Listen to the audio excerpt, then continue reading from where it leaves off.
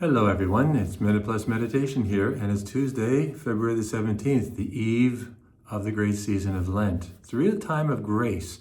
Think of it, not of, I gotta do another penance. Grace, intimacy with Jesus. Okay, and it's also the Feast of the Seven Holy Founders of the Servite Order. First reading is taken from the Epistle of St. James.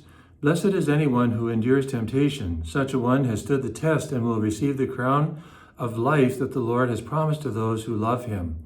No one who, when tempted, should say, I am being tempted by God. This is very important for us. It should be obvious to us, but it's always good to state the obvious, right? It's not only for yourself, but also for the people you may talk to.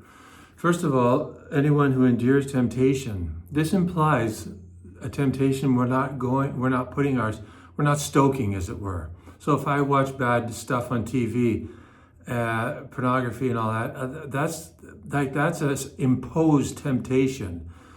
And is God going to prevent me from falling into sin? Well, I've already fallen into sin by putting myself willfully in the proximity of temptation. It's not to say God will abandon an individual, but they need to repent. They need to repent.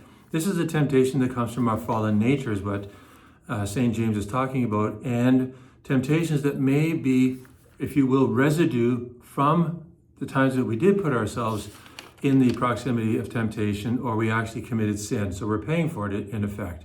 Can't just turn this stuff off like a light switch. But we got to endure these things for love of God, and having a good life of self-sacrifice, mortification, penance, atonement, and so on.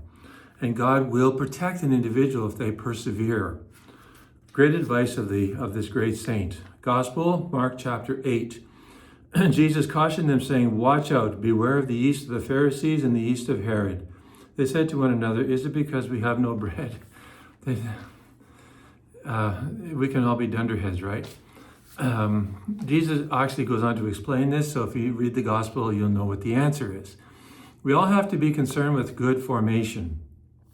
We cannot underestimate the importance and the power of good formation, because one of the greatest allies and friends of the devil is ignorance, a lack of knowledge. Yes, we're called to love God. We can't love what we don't know or who we don't know.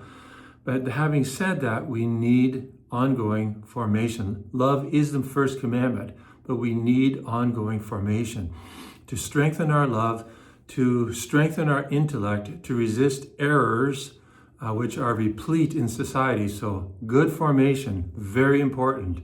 Be aware of the yeast of the Pharisees and Herod. God bless you.